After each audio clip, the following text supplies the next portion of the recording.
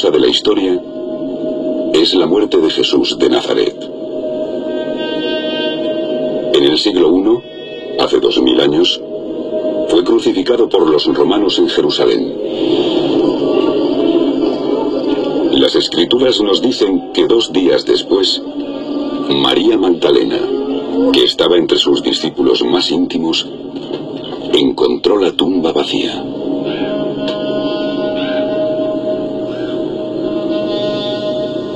Pero según el Evangelio de San Mateo, después de la muerte de Jesús, circuló otra historia. Y aunque el Evangelio la califica de mentira, se rumoreó que los discípulos de Jesús habían cogido su cuerpo en secreto, presumiblemente para darle una sepultura permanente. Si es eso cierto, siguiendo la costumbre del siglo I en Jerusalén, habrían llevado el cuerpo de Jesús a una tumba familiar excavada en la roca.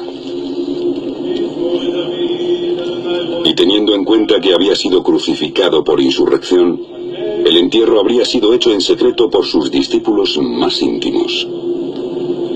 Estos habrían amortajado el cuerpo y lo habrían dejado descomponerse. Un año después, sus discípulos habrían vuelto, esa vez con la familia, para el entierro definitivo.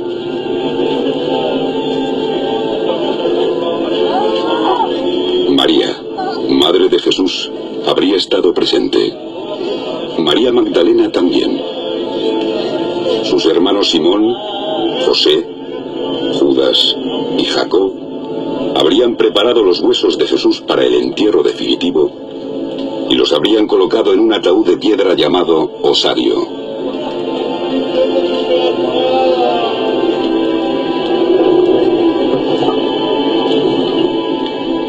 Habrían inscrito el nombre de Jesús en un costado y colocado su osario en un nicho de la cámara interior, donde habría quedado sellado para siempre en lo profundo de la tumba de su familia. La tumba perdida de Jesús.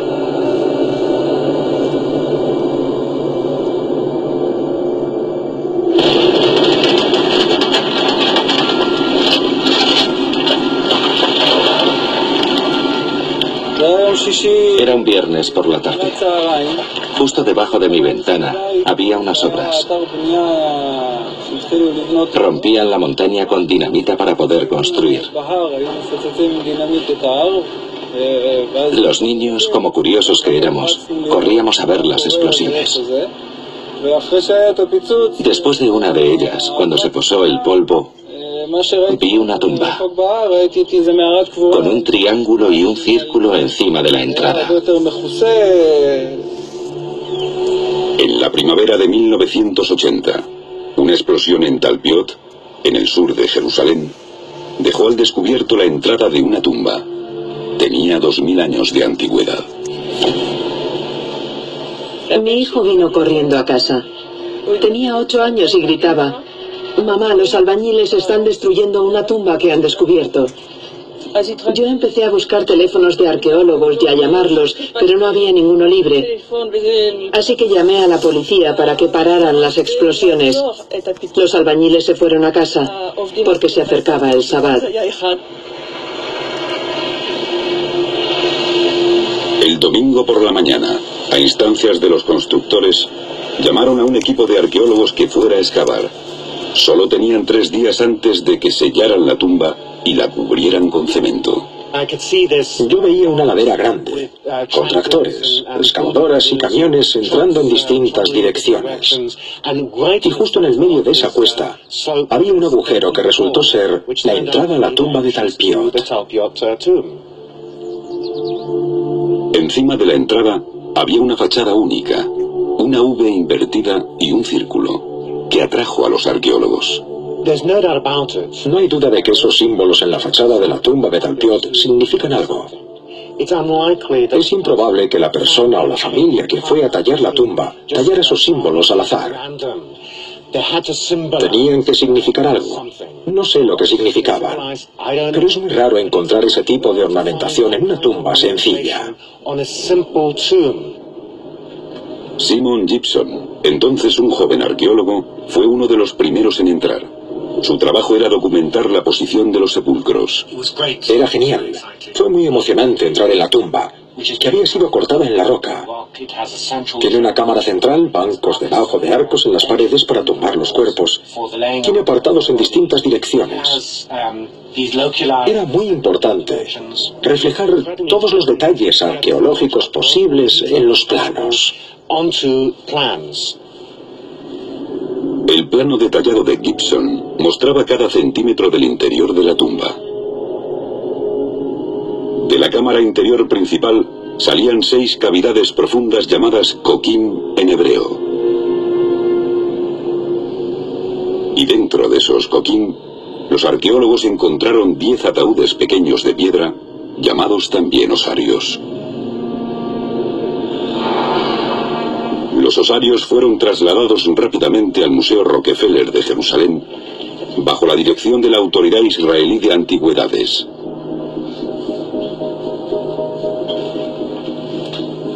Los huesos y restos encontrados dentro se guardaron en bolsas y cajas y se almacenaron para ser enterrados de nuevo. La Autoridad Israelí de Antigüedades tomó ciertas decisiones en las que cedió a las peticiones de la comunidad ultraortodoxa judía de Jerusalén y les entregó para que lo enterraran en el material óseo que había sido analizado y examinado por antropólogos. Y entonces empezaron el proceso de catalogar los osarios antiguos. En 1980 se habían encontrado más de 1000 osarios, pero solo el 20% de ellos llevaban los nombres de los muertos. Aquí se descubrió que 6 de los 10 osarios tenían inscripciones. No son inscripciones monumentales, no están hechas para que todo el mundo las vea, y no están ahí para conmemorar a los muertos. Están ahí para que cuando lleguen los miembros de la familia y empiecen a mover los osarios para meter otro nuevo, sepan a quién pertenece cada uno. Los hallazgos arqueológicos muestran que la costumbre de usar osarios para enterrar en Jerusalén duró solo unos 100 años y terminó en el año 70 de nuestra era con la destrucción de Jerusalén por parte de los romanos. Y por lo tanto, el descubrimiento de inscripciones en ataúdes de piedra como estos proporciona a los arqueólogos un catálogo de nombres específicos de la época de Jesús. Y en uno de los osarios hallados en la tumba de Talpiot había un nombre sorprendente escrito en arameo: Yeshua Bar Yosef.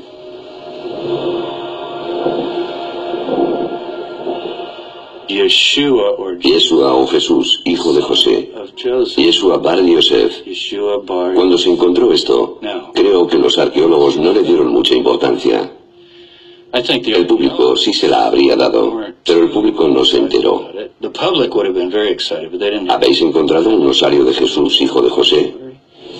Pero apenas se habló de ello. Hoy el osario de Jesús, hijo de José, está en manos de la Autoridad Israelí de Antigüedades, la IAA, así como también el resto de los sepulcros de piedra extraídos de la tumba de Talpiot. La mayoría han sido guardados en este almacén enorme. ¿Pero por qué? Hemos reunido a un grupo de científicos, escolares y periodistas para investigar las 10 cajas antiguas de piedra caliza y descubrir por qué han sido ignoradas.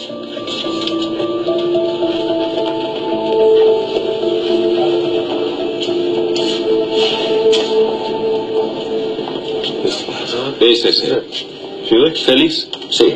Este es el 543. Es este. Es este.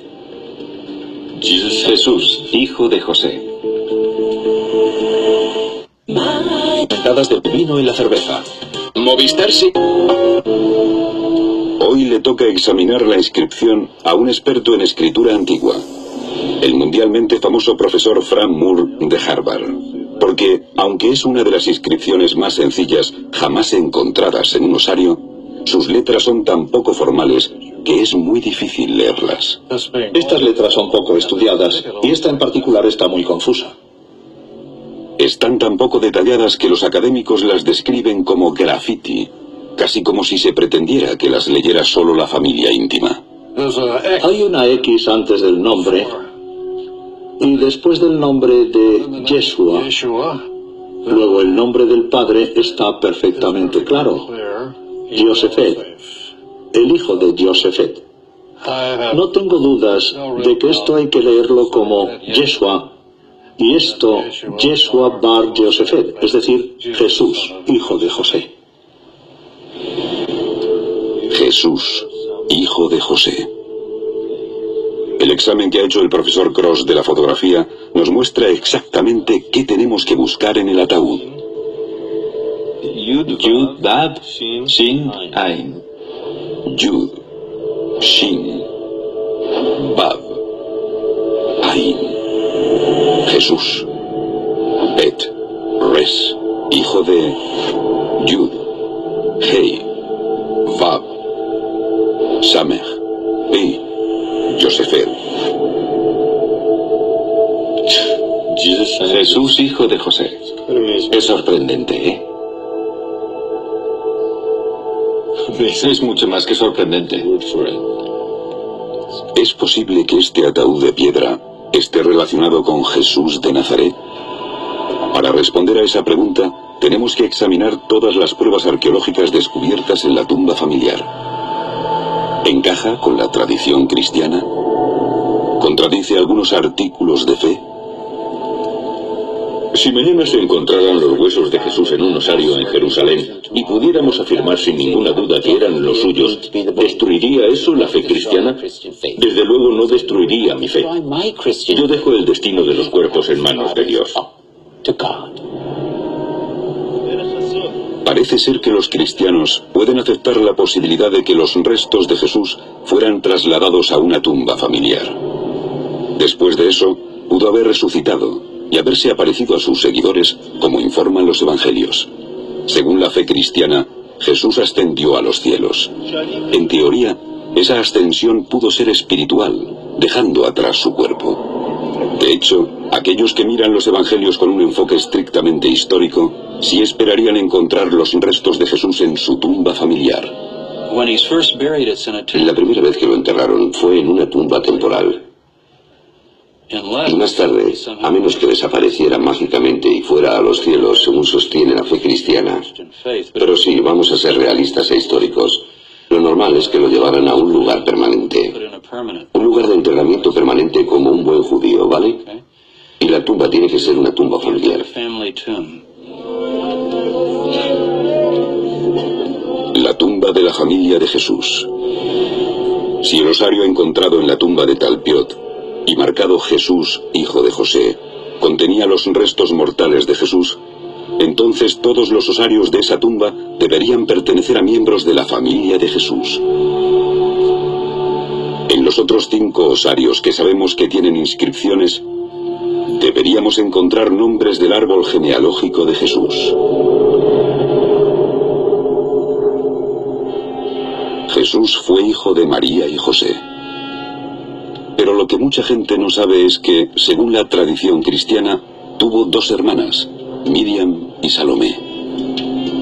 Y el Evangelio de San Mateo nos dice que tuvo 4 hermanos, Simón, Judas, Jacob y José. Su padre adoptivo, José, descendía del rey David. Pero José probablemente murió en Nazaret y fue enterrado allí, no en Jerusalén. María, la madre de Jesús, también era de la descendencia de David. Pero según la tradición cristiana, a diferencia de José, ella sí murió en Jerusalén.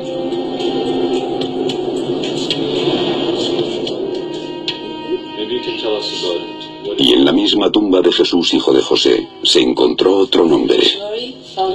El osario está ahora guardado en el sótano del Museo de Israel. Como pueden ver, la inscripción es muy sencilla. Las letras hebreas que forman este nombre son Mem. Mem es la M, Reish la R, Yud, que puede ser I o Y, y Hei, que en hebreo es la H latina, es decir, María. María. Sí, y es uno de los raros ejemplos de ese nombre en un osario de Israel. María. María. Encontrada en la misma tumba familiar que Jesús, hijo de José. ¿Podría ser el osario de la Virgen María?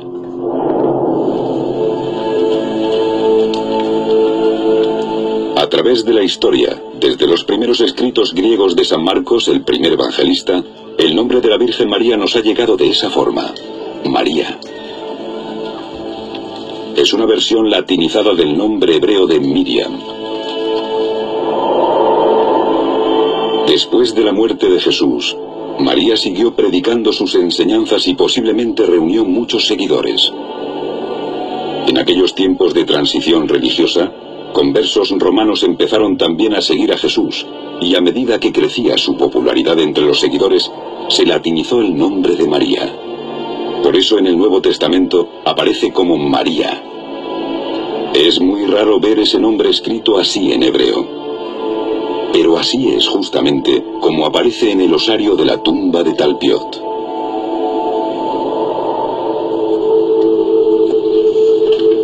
Si en 1980 los arqueólogos hubieran considerado, aunque fuera por un momento, que habían descubierto el osario de la Virgen María, ¿qué otros miembros de la familia habrían esperado hallar a su lado? Mira, Mateo. Mateo. M-T-Yud-Hei, o sea, Matías.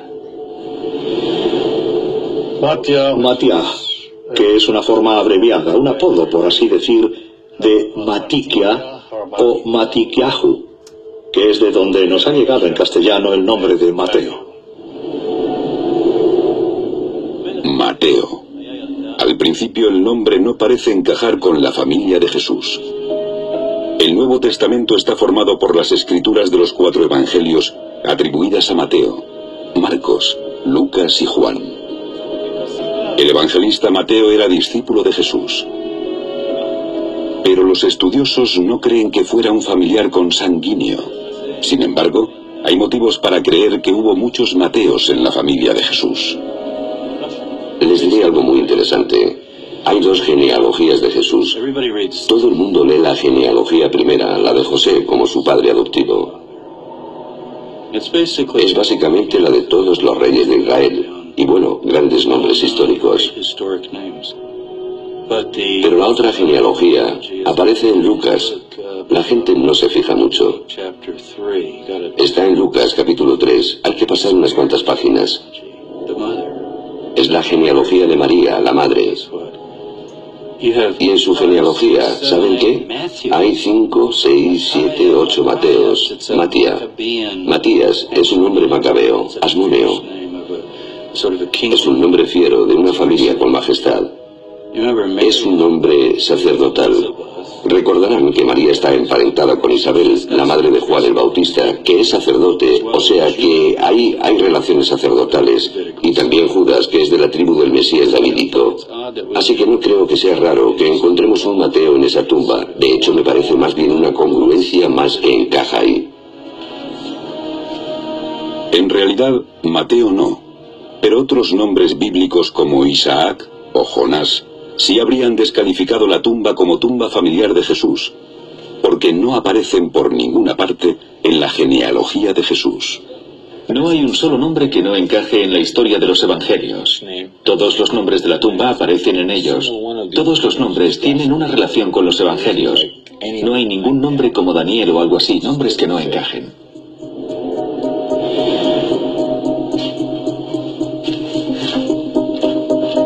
En 3 osarios habían descubierto 4 nombres: José, Jesús, María y Mateo. Y a continuación descubrieron otro nombre en un osario hallado en lo profundo de la tumba.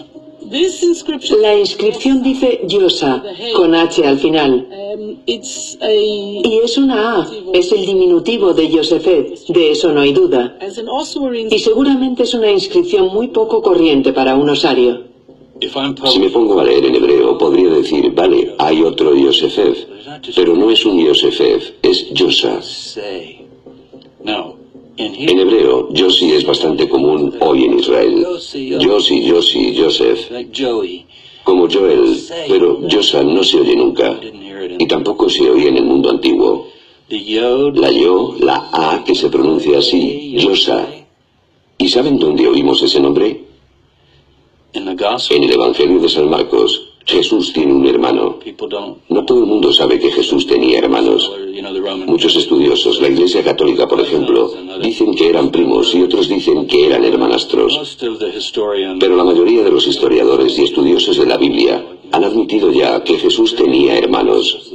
En los Evangelios aparecen los 4 hermanos, Jacob, José, Judas y Simón, pero el José de San Marcos, y solo el de San Marcos, el primer evangelista, no es Yosefef, es José. Yosa, o José en castellano, era el hermano de Jesús. Pero los evangelios no nos dicen mucho más que eso. Desaparece después de 3 citas breves. Lo que le ocurrió a José es un misterio. Pero si los osarios de la tumba de Talpiot pertenecen a la familia de Jesús, entonces hemos encontrado por fin a José. De todas las inscripciones de osarios jamás halladas, solo hay una donde se escriba así el diminutivo de José. Mirad, está claro como el agua, Yosa. Y es algo increíble, porque según la ley judía, si alguien tiene un apodo, tienes que poner ese apodo en el ataúd o el sepulcro. Y es el apodo lo que aparece aquí al lado de Jesús, hijo de José. Al hermano se le conocía como Yosa, no Yosefet, y así es justamente como está escrito, Yosa, José.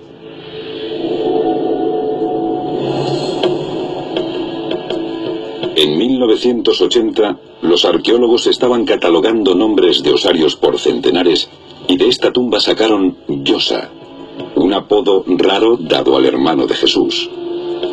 María, una versión rara latinizada de la Miriam hebrea, que se usa en los evangelios para referirse a la madre de Jesús. Matia, una versión de Mateo, que casualmente era muy común en la familia de María, y Jesús, hijo de José.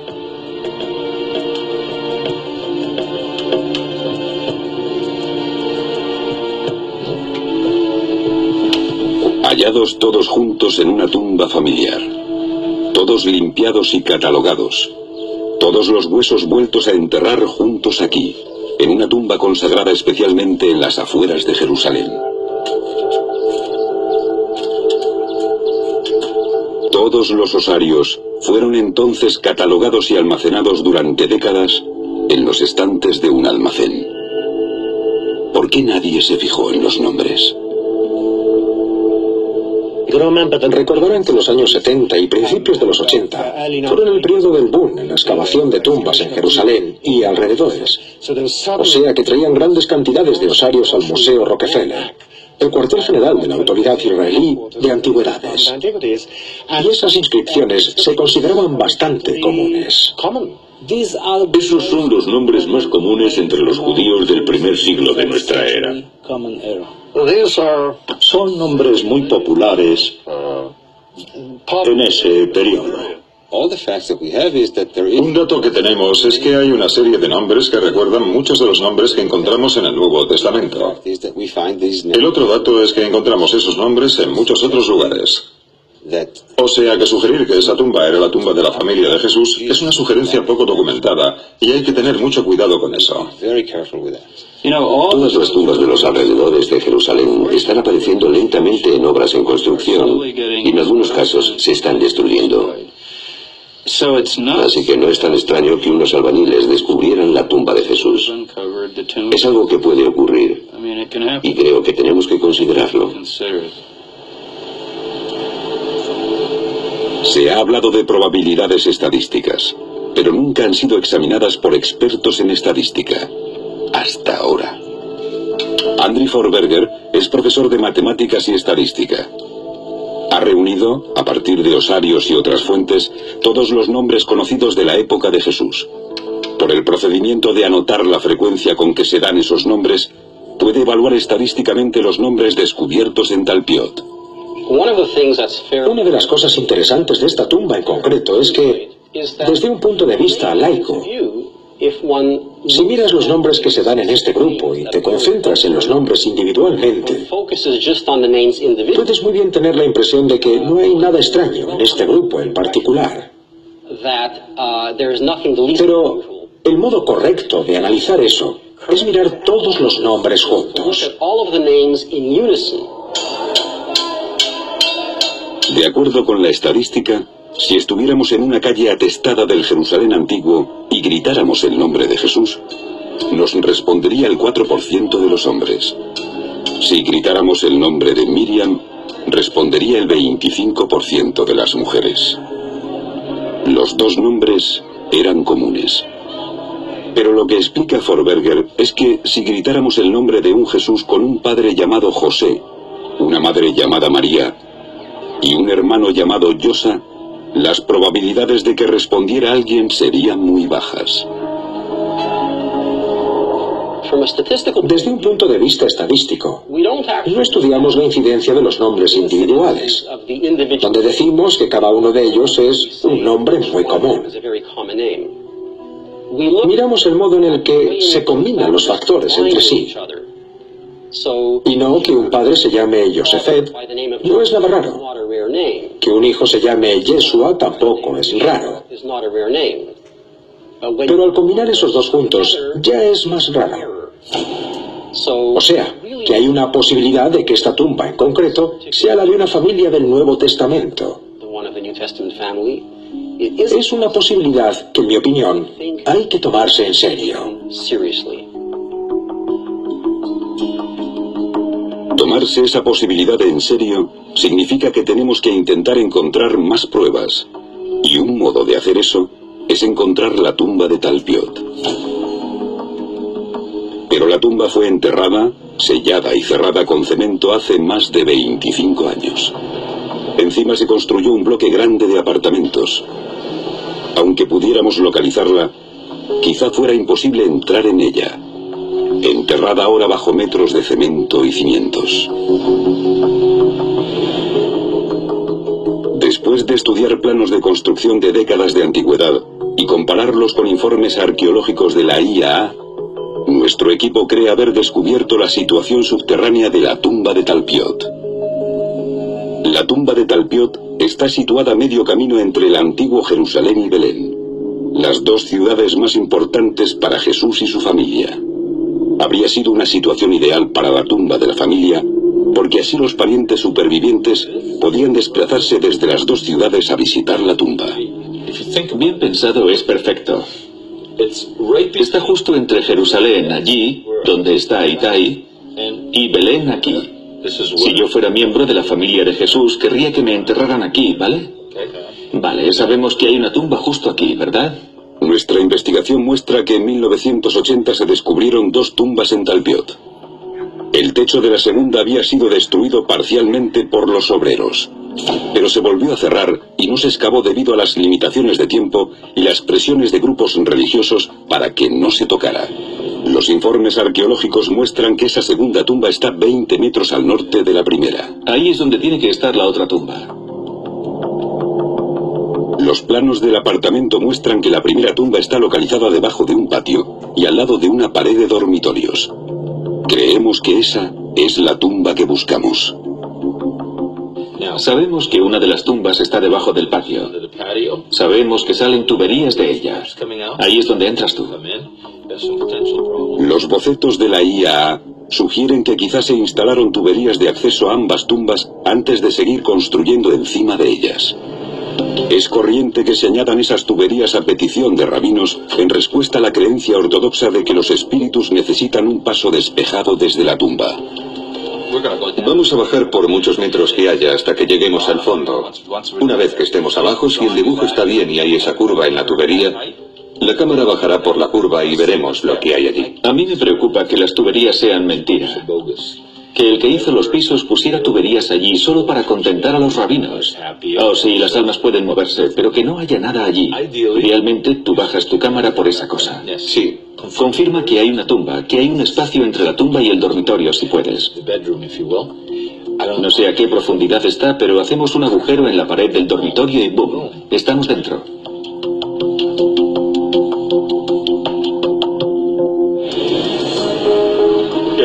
Vale, vamos a hacerlo y vamos a hacerlo deprisa. Los vecinos están empezando a curiosear lo que hacemos. Uno de los inquilinos nos ha dado permiso para entrar en el apartamento Talpiot que hemos marcado en los planos. No puedo creer que la gente viva encima de una tumba. ¿Dónde? No sé dónde está. Solo nos han dado 2 días. Aquí, es esto. Vamos. ¿Es esto? Sí, es esto. Oye, necesitamos una cinta métrica. Yo tengo una. Esto es lo que buscábamos. Mira esto. Estamos a 2,5 metros, 3 metros. Hay resistencia. Pero no es el fondo, falta más. ¿Qué bloquea eso? Esto no es una maldita tubería. Bill Taran es nuestro experto con la sonda y cámaras de control remoto. Bill puede meter una cámara aunque el agujero de acceso tenga solo 1 centímetro de diámetro.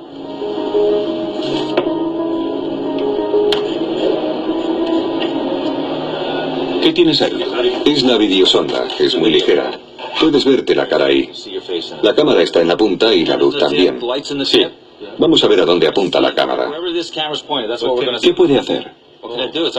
Es articulada y se mueve en todas las direcciones, así podrá mantenernos en el centro de la tubería para que podamos ver lo que hacemos.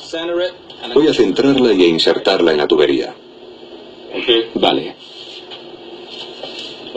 Vale. Miraré contigo y moveré la cámara a medida que bajamos, para intentar mantenerla en el centro. Mira cómo bajamos. Sigue estando bastante despejado y estamos bajando. Hemos bajado más de 3 metros. ¿No hay escombros? ¿Qué es ese cambio de color? Cambio de color porque parece que usaron tuberías de colores distintos cuando metieron esta cosa. ¿Cuánto puede bajar tu cámara? 9 metros. Veo algo. No me gusta. ¿Ves eso? ¿Qué es eso? Parecen palos. Yo veo plástico y trozos de madera, escombros o algo parecido. No me gusta. No me gusta. ¿Sabes una cosa? Aquí hay un bloqueo muy serio. Félix, esto no me gusta.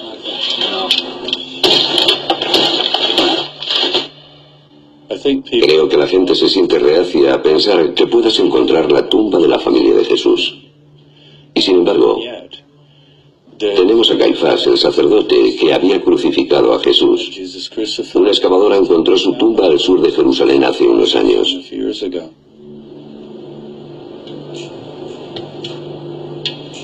En diciembre de 1990, unos obreros de la construcción descubrieron una cueva antigua de enterramiento del siglo I. Dentro había 12 osarios. 2 de ellos llevaban el nombre de Caifás. Este, el osario más adornado, tiene 2 veces tallada la inscripción José, hijo de Caifás.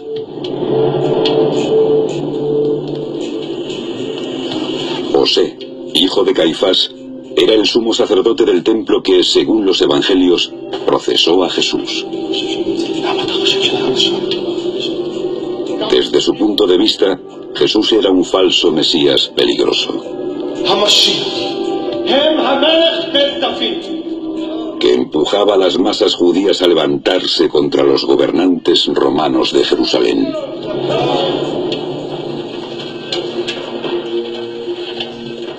El osario de Caifás se encontró, así que no es que se puedan encontrar solo osarios de gente corriente, como si lo que encontremos no pueda ser de nadie importante. ¿Por qué no? Creo que no se mide todo con el mismo rasero. Usted dice que ese Caifás es probablemente el sumo sacerdote que procesó a Jesús según los evangelios. Y sin embargo dice que este grupo de nombres no son más que nombres judíos muy comunes. ¿Por qué está tan convencido de que este es ese Caifás? En la misma tumba hay otros osarios menos elaborados que llevan el nombre de Caifás. No José, hijo de Caifás, sino solo el nombre de Caifás. O sea que definitivamente es la tumba de un clan, como lo eran todas las tumbas. Esta es la tumba del clan de Caifás. Uno de ellos debería haber sido José, hijo de Caifás, el que conocemos del Nuevo Testamento. Y los adornos del osario muestran claramente que es alguien de más categoría, así que... Una decoración lujosa le ha convencido de que este es el Caifás de los... No, Caifás no es un nombre nada corriente. No es un nombre tan corriente como Jesús, José, Juan o María. Es un nombre raro. Es un nombre que conocemos tanto por fuentes judías como por el Nuevo Testamento. y se corresponde con ese periodo y podría ser ese. El hecho es que nunca hemos encontrado en ninguna otra parte un osario con el nombre de José, hijo de Caifás. Nunca. Por otra parte, aquí hay un grupo de cosas únicas. José, al que encontramos en esta tumba, y la forma concreta de ese nombre solo aparece en el Evangelio de San Marcos. Lo encontramos como hermano de Jesús solo en esta tumba. En ninguna otra, por lo que es tan raro como Caifás. De hecho, es más raro porque en la tumba de la familia de Caifás encuentran varios Caifás, y José solo aparece una vez en todos los miles de osarios hallados. Pero nadie dice que, con toda probabilidad, esta es la tumba de Jesús de Nazaret. Nadie dice eso. El hecho de que las probabilidades sean muy altas con Caifás no significa que este sea su sepulcro con certeza. Dentro no había una inscripción que dijera «Yo crucifiqué a Jesús». No lo sabemos al 100%. En arqueología nunca estamos seguros de nada al 100%. Pero los expertos parecen sentirse muy bien relacionando algunos osarios con nombres famosos de los evangelios, siempre que nada pueda relacionarlos con la familia de Jesús. En la quinta estación de la Vía Dolorosa, el Vía Crucis que recorrió Jesús con la cruz a cuestas, encontramos una inscripción a Simón el Cireneo.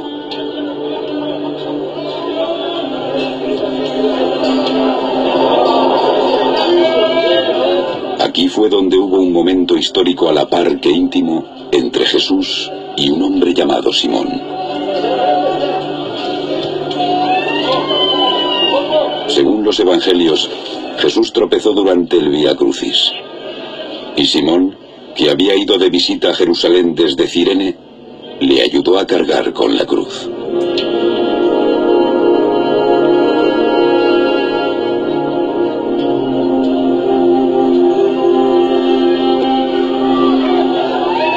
Simón y su hijo Alejandro fueron de los primeros seguidores de Jesús.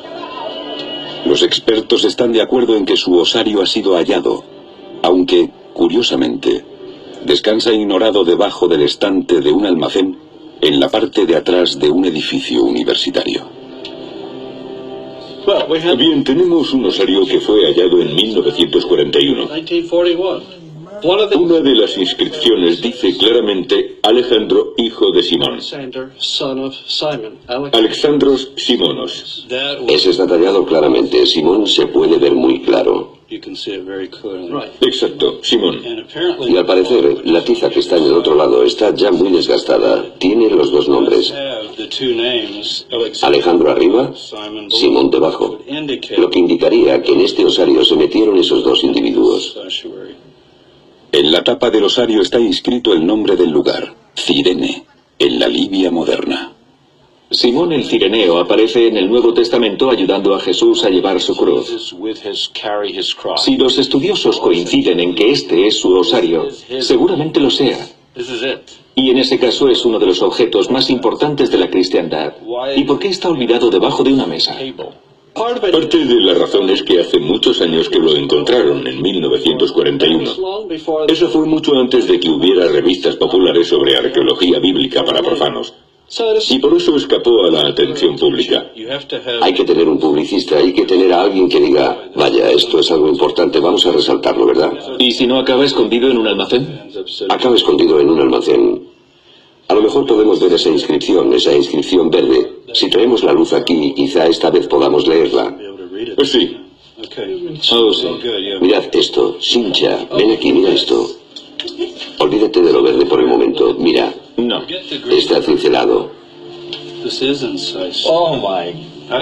Creo que eso no se ha publicado. No se ha publicado, ¿verdad? No aparece en ninguna de las publicaciones.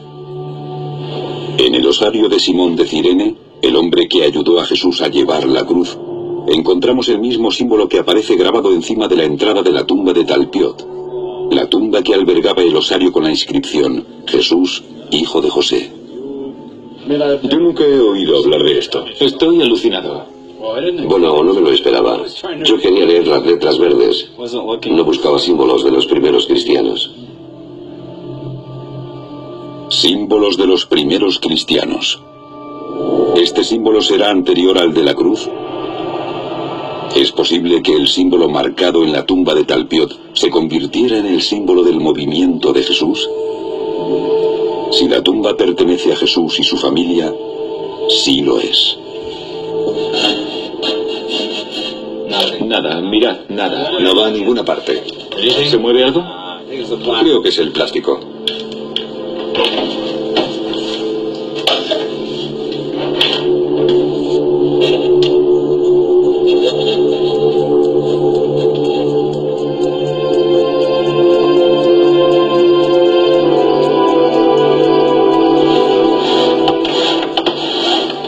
¿Sabes, Sincha? Te diré que tenemos una seria obstrucción. Sincha, creo que en este punto tenemos que llamar a un fontanero. ¿Vamos a entrar en la tumba con un fontanero? ¿Tienes una idea mejor? Itai, Sí. necesitamos un fontanero. ¿Ahora? No, ahora no vendrá nadie. Son casi las 9 de la noche. Pues llámalos ahora y que vengan mañana. Eso es una locura. Llamaremos al fontanero. ¿Qué otra cosa podemos hacer?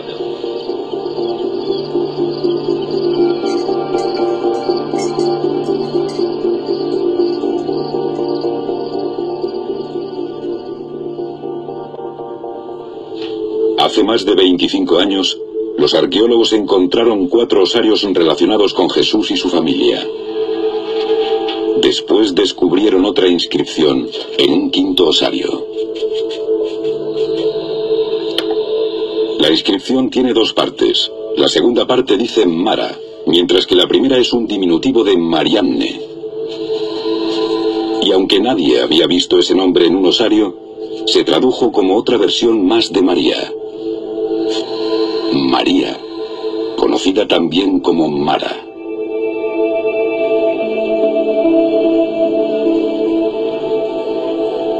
Pero, ¿tendría sentido encontrar en la tumba de la familia de Jesús 2 osarios con el nombre de María? Primero, María, el nombre usado en los evangelios para referirse a la Virgen. Y segundo, un modo muy raro de escribir Miriam y el nombre Mara. Quizá tuviera sentido si la segunda María, esa Mariamne, fuera María Magdalena.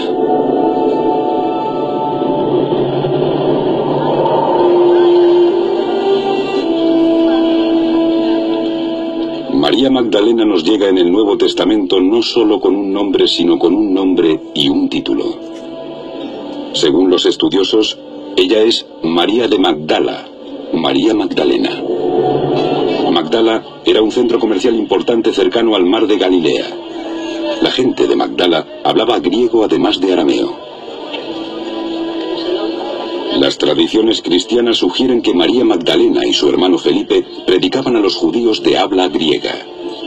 Y es bastante probable que la familia y los seguidores de María Magdalena escribieran su nombre en griego. El osario de Mariamne es el único con una inscripción griega encontrado en la tumba de Talpiot. Supongamos que en esta misma tumba de Talpiot, la segunda María Sí. fuera identificada claramente como María Magdalena. Supongámoslo. Sí. ¿Cuál sería su reacción con ese nombre dentro de este grupo? Sería fascinante y desde luego atraería mucha más atención y suscitaría muchas más preguntas. Pero no lo es. No tenemos a María de Magdala en la tumba. Si uno de los osarios hubiera puesto María Magdalena, yo habría dicho, vaya, y me habría quedado muy impresionada. Si ahí hubieran escrito María, procedente de Magdala, o María Magdalena, habría sido muy interesante. Si la inscripción de Mariamne se pudiera relacionar con María Magdalena, sería mucho más interesante. Sería extraordinario estadísticamente, porque podríamos crear una ecuación de probabilidades combinadas para el grupo de Talpiot que incluyera a Mariamne. Lo que ocurre cuando haces eso es que los factores de probabilidades individuales, aunque no sean muy grandes en un caso en particular, al multiplicarlos todos juntos, empiezas a formar una imagen del conjunto, que ya sí es en realidad un suceso muy raro. Como Forberger adopta un enfoque conservador, elimina Matia por completo puesto que no es un miembro conocido de la familia más próxima a Jesús. Forberger divide también el resultado por 4 para compensar por cualquier prejuicio no intencionado en los datos históricos, y a continuación vuelve a dividir el resultado por 1000, que son todas las tumbas del siglo I en Jerusalén. Al final, su modelo concluye que solo hay una probabilidad entre 600 de que la tumba de Talpiot no sea la tumba de la familia de Jesús, siempre que Mariamne se pueda vincular con María Magdalena. ¿Pero se puede? Una de las historias más famosas asociadas con María Magdalena está en el Evangelio de San Juan, donde Jesús impide la lapidación de una mujer condenada por adulterio.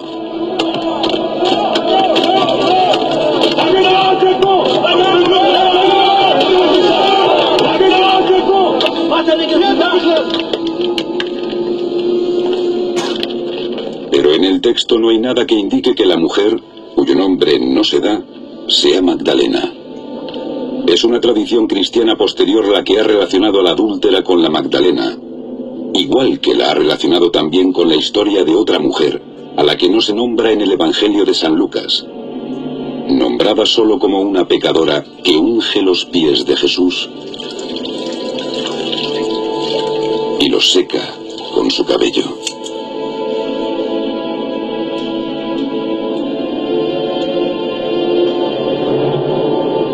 En la actualidad, los estudiosos creen que María Magdalena y las dos mujeres no nombradas en San Lucas y San Juan son mujeres distintas. La tradición de vincular a María Magdalena con esas llamadas pecadoras se remonta a un giro de la Iglesia en los últimos siglos, cuando se excluyó a las mujeres de ser consagradas como líderes religiosos.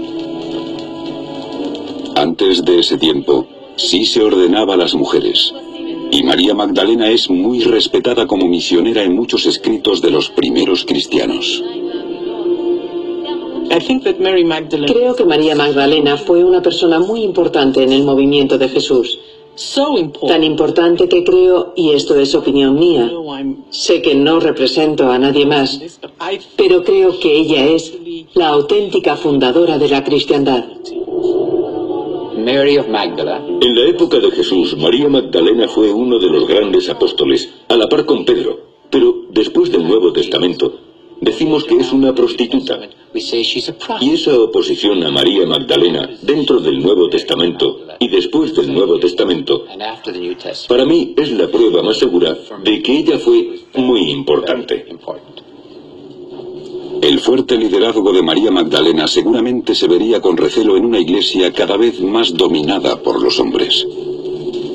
Por eso, a partir del siglo II, cuando los padres de la iglesia empezaron a suprimir los primeros escritos cristianos por docenas, la iglesia rechazó 2 textos que mostraban una gran estima por María Magdalena: el Evangelio de María Magdalena y un texto que describía el ministerio de su hermano, el Evangelio de Felipe. Durante siglos solo quedaron fragmentos de esos textos y algunas partes se consideran perdidas para siempre. Pero en 1974, en un antiguo monasterio del monte Athos, en Grecia, un profesor de la Universidad de Harvard, François Bobon, descubrió un manuscrito de 700 años de antigüedad. Era la copia más completa jamás encontrada del Evangelio de Felipe, un texto del siglo IV. En él, Bobon afirma haber encontrado una descripción temprana de María Magdalena, no adulterada por la tradición cristiana posterior. En el Evangelio de Felipe, ella aparece totalmente... no se menciona su vida anterior. Aparece como una misionera cristiana. Y está por completo al mismo nivel que los misioneros masculinos. Predica, enseña, bautiza, hasta lleva el título de apóstol. Si en el movimiento cristiano del principio María Magdalena era una apóstol, el alias de Mara encontrado en el osario de Mariamne podía deberse a algo extraordinario. Mara en arameo significa maestra. Mara, la maestra. Todavía hoy, si vamos al corredor armenio, el arzobispo o alguno de los sacerdotes será Mar Samuel, o Mar, como se llame, señor maestro. Todavía se oye hoy en día. Es una muestra de respeto para un rabino, para un profesor relacionado con el Mara, el Señor, el Maestro.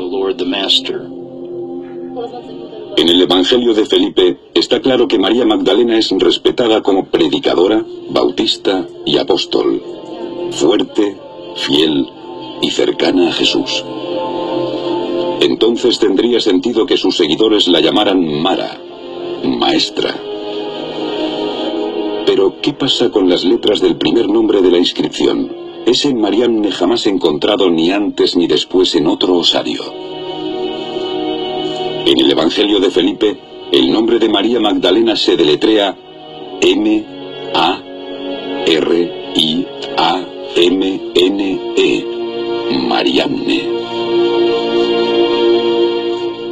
En los evangelios sinópticos y en algunos textos no canónicos, como el Evangelio de María, el Pistis Sofía, etc., Mariamne es la misma mujer que María de Magdala o María Magdalena.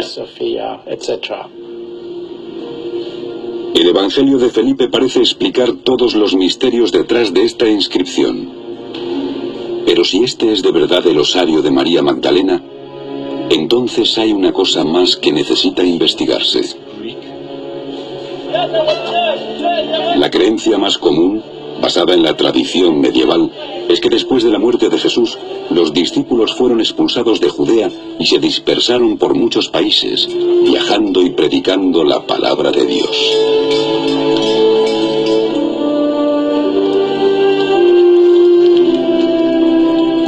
Tiempo después, María Magdalena terminó en Francia, donde pasó sus últimos días. Según esa tradición cristiana, sería imposible encontrar el ataúd de María Magdalena en Talpiot, Jerusalén. No obstante, en el Evangelio de Felipe, escrito en el siglo IV, y que supone el relato más antiguo conocido de los viajes de María Magdalena, ella no muere en Francia. Según el Evangelio de Felipe, al final de la historia, se dice que Mariamne vuelve a casa, a Israel, al Valle del Jordán. Y el autor hace una alusión a que es allí donde muere y donde la entierran. El Evangelio de Felipe nos dice claramente que María Magdalena, la apóstol en la que más confía Jesús, muere aquí, en Jerusalén.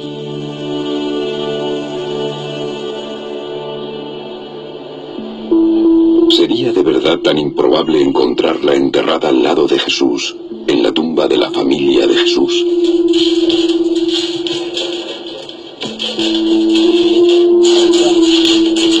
Las probabilidades estadísticas son abrumadoras. El grupo de nombres de la tumba de Talpiot, extraordinario. Las relaciones con los evangelios, demasiado fuertes para pasarlas por alto. Nuestro equipo, armado con ese conocimiento nuevo, tal vez pueda descubrir ahora pistas nuevas dentro de la tumba de Talpiot, si es que consigue entrar. Vamos a colgar nuestras cosas y ver lo que ha hecho. Veamos lo que tenemos ahora que el fontanero nos ha despejado el camino. Vamos allá. Todavía me asusta la idea de que el bloqueo fuera ya al fondo. Estaba a menos de 5 metros.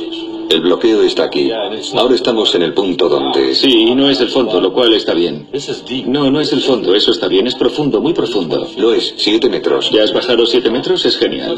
Mira, mira, Eso es el fondo, creo. ¿O hemos tropezado con otro bloqueo o estamos en el fondo? Espera, voy a mover la cámara. ¿Qué es eso? ¿Ves el fondo, Félix? ¿Pero qué ha pasado con lo de...? Yo creía que tenía que haber una curva. Voy a mover la cámara. Déjame hacer una panorámica a ver si encuentro algo. No veo nada. Estoy haciendo una panorámica a la izquierda. Hay una abertura. Espera, lo he visto, sí, ahí está. Estamos ahí, es esto. Hay una abertura, desde luego, ahí está, ahí está. Es esto, estamos en la tumba, estamos justo delante de la fachada. Ahí está. Esa es la tumba. ¿Dónde está? ¿Dónde está? Un momento. Dios mío. ¿Sabéis qué? Esa es. Esa no es la entrada a la tumba. Estamos en la tumba. Estás dentro de la tumba. Sí, desde luego. Eso es la tumba. Vale, aquí está. Es esta. Esta es la tumba. Tenemos la tumba. Hemos encontrado la tumba. ¿Pero dónde está el tejado en pico, Itai? Ya sabes, el Yeskashut Meala. ¿Qué? Creo que es eso, ¿no? Hay... ¿Eso es un osario? Espera, eso es un osario. Son osarios, sí. Sí. Oh, Dios mío. Tengo buenas noticias y malas noticias. Ahí hay un osario.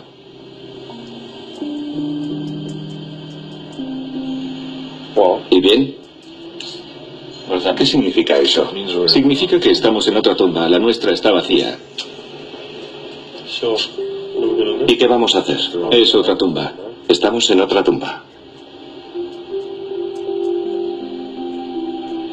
¿Sabéis qué? ¿Qué? Esta debe ser la segunda tumba. Exacto. La que pensábamos que estaba 20 metros al norte. Estamos en la segunda tumba. Sí. Nuestra tumba está 20 metros al sur de aquí. La buena noticia es que nadie ha visto nunca una tumba de la época de Jesús en tan buen estado.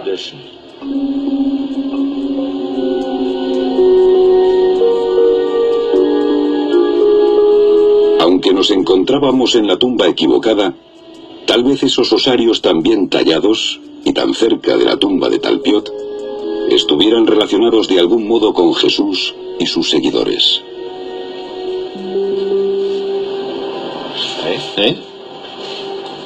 ¿Qué pasa ahora? Tenemos que encontrar la tumba. La tumba de la familia santa. Tiene que estar al otro lado de este edificio. Tenemos que mirar 20 metros al sur, sí. Está por aquí. ¿A dónde vas? ¿A dónde narices vas, Sincha? Eso es el aparcamiento. No puede ser tan difícil. El sur es el sur. 20 metros nos llevan al jardín. 20 metros no son muchos, la encontraremos.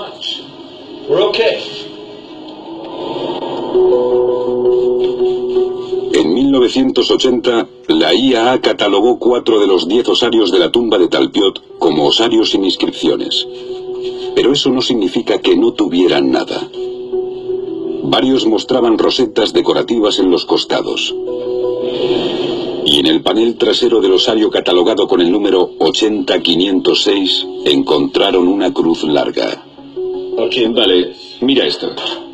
Mira esto, Félix. Es una marca. A mí me parece una cruz. Parece una cruz. Pero esa marca de cruz se despreció de inmediato como una marca del artesano. Se supone que los artesanos que hacían los osarios ponían marcas para indicar cómo se debían alinear las tapas con las cajas.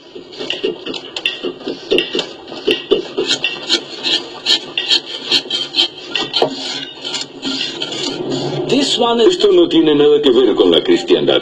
Es solo una raya. Es muy común. Creo que es una marca que hacen los artesanos. Y eso es porque las cruces sencillamente no se aceptan como cruces, en el sentido de símbolo cristiano, en ningún resto arqueológico que date de antes del siglo IV. La creencia más común entre arqueólogos e historiadores es que no hay apenas pruebas arqueológicas de los primeros cristianos hasta el siglo IV, 300 años después de la muerte de Jesús. Fue entonces cuando el emperador romano Constantino el Grande legalizó la cristiandad, lo que permitió que un movimiento clandestino pasara a ser aceptado en la sociedad civil normal. Su popularidad se extendió más allá del imperio y Constantino sería conocido como el primer emperador cristiano. Pero cuesta creer que el primer movimiento cristiano, lo bastante fuerte para sobrevivir a 300 años de persecuciones y a continuación invadir todo el imperio romano, no haya dejado pruebas arqueológicas de su existencia antes de su legalización. ¿Sabéis qué? Por el rabillo del ojo he visto una cruz dentro de un círculo. ¿Qué es eso? Eso es genial. Me encanta esa pregunta, porque esto no es una cruz. Esto es 4 siglos antes de que la cruz quedara establecida como símbolo cristiano. Esto es una roseta, el adorno más común en los osarios del siglo I.